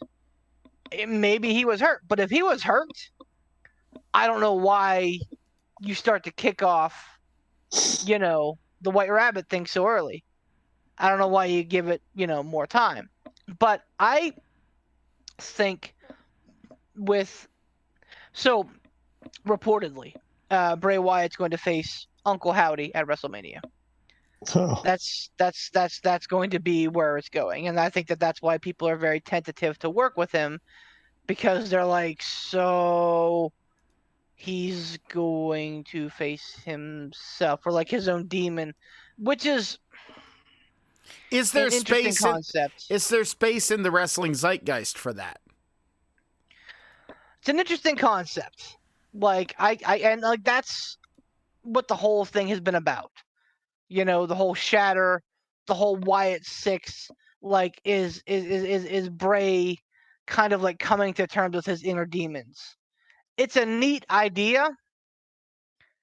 I just don't think it's playing out well on paper. This is kind of like Undertaker versus Undertaker at WrestleMania, if you recall. Oh, I recall. And yeah. I hope there's the reason is I'm like, let's just see what the end game is. That's my point with Bray Wyatt. That is my point with this. Is what's the end game here? I want to see what the end game is before I make a judgment call. Is it frustrating? Yes. It is frustrating. I will sit here and say absolutely it is frustrating. But I want to see where it goes. I'm curious. My big question is, when's the end game? That I think is more intriguing to me than what the end game is when. Because like Ransom said, as a young man, I grew frustrated with Dragon Ball Z and like waiting for the pop. As an older fella, my patience has not become my friend, and like I just think that it was white hot, and they could have capitalized, and they didn't, and now I'm worried that they may not be able to recapture that magic. And I'm with you. Like, let's see it out. I just and then. It's a Mountain Dew pitch black match. Like, why can't you just call it a pitch black match? Why's it got to be a Mountain Dew pitch black match?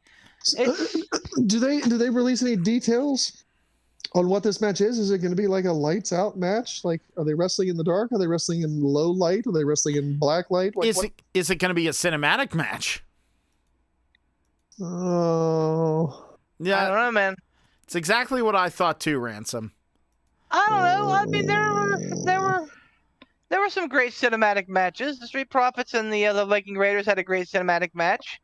That was probably one of the funniest things I've ever watched in wrestling. It was pretty and funny. I honestly have enjoyed both of the Stadium Stampedes that AEW has done. So, like, yeah, they've done great cinematic. Both companies have done great cinematic matches.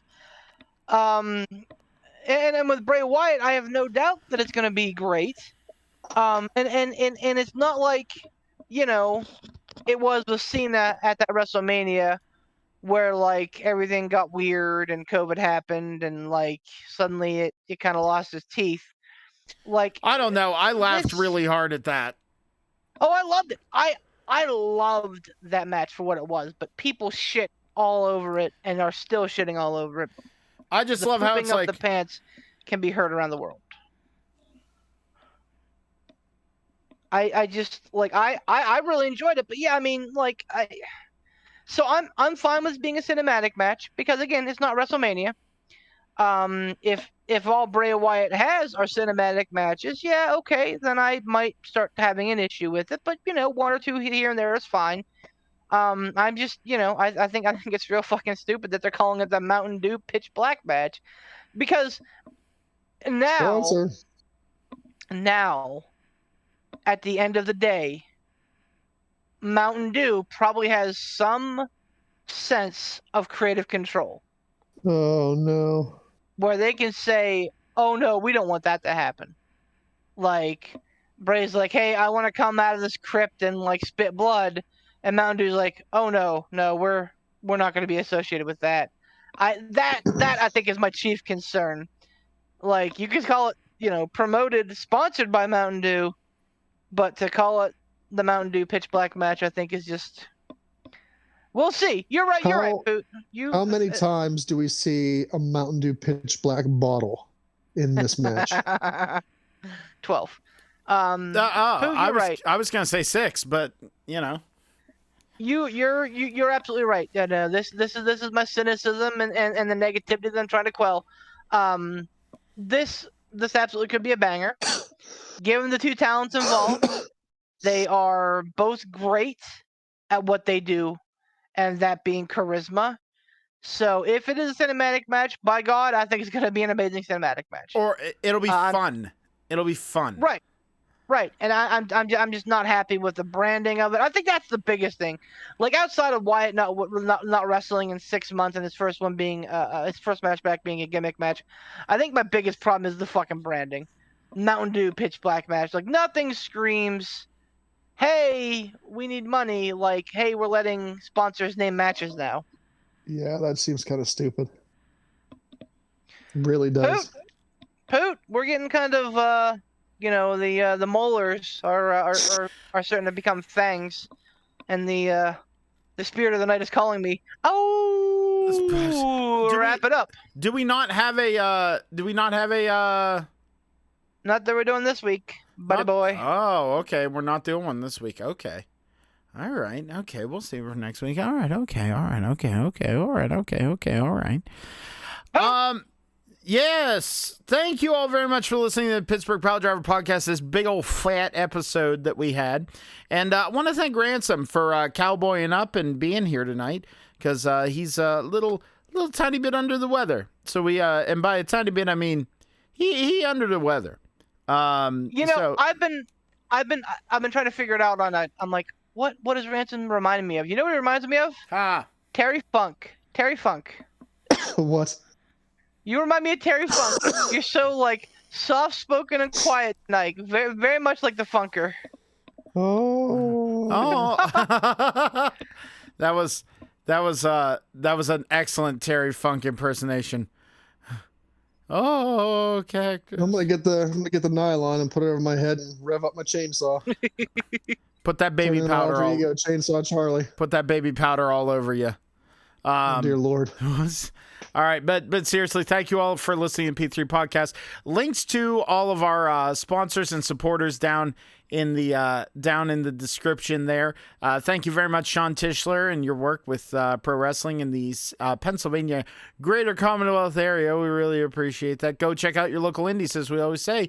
See the future stars there. That's where that's where they test their mettle. Also, thank you to our very own Tiger Bomb Tom and his page Casual Gaming Dad over on Facebook. Watch his streams; they're a lot of fun.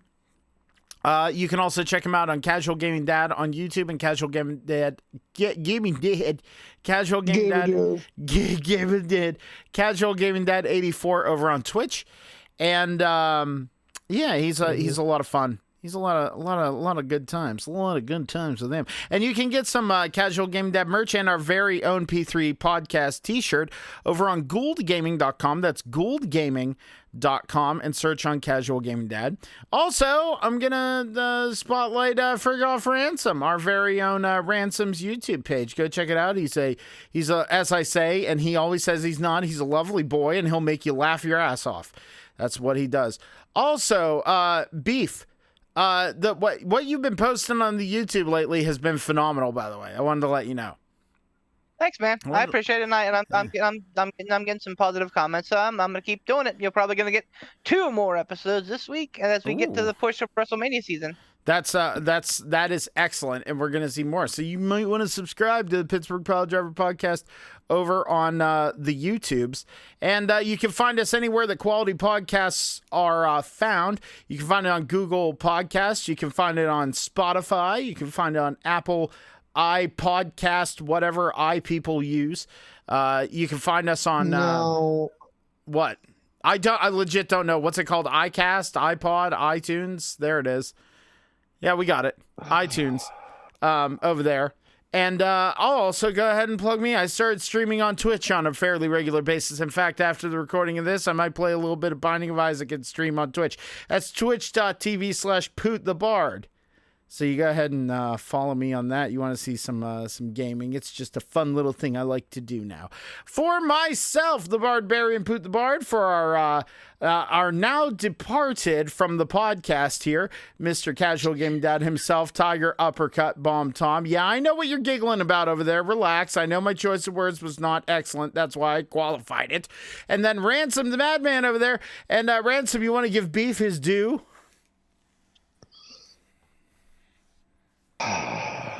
Oh, listen, it's gonna come. It's gonna happen.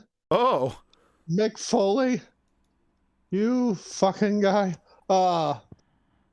Listen, I need everybody to understand that while it is Rumble season, and that's exciting, it's also a time to be humble. It's also a time to be realistic.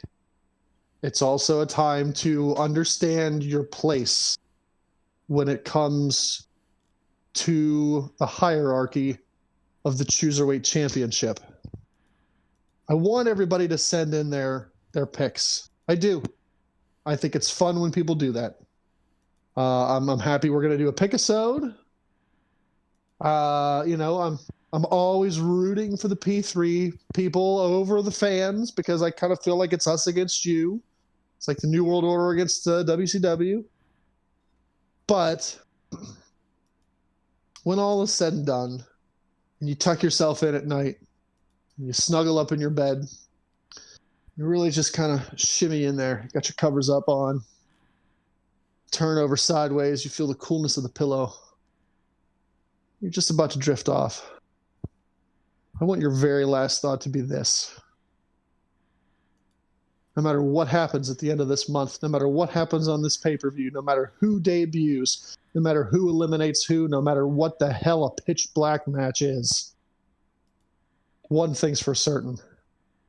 When you drift off to sleep that night after the Royal Rumble, take comfort and joy in knowing that your galactic overlord, Beef Lactus, will still be reigning supreme as your Cruiserweight champion of the galaxy.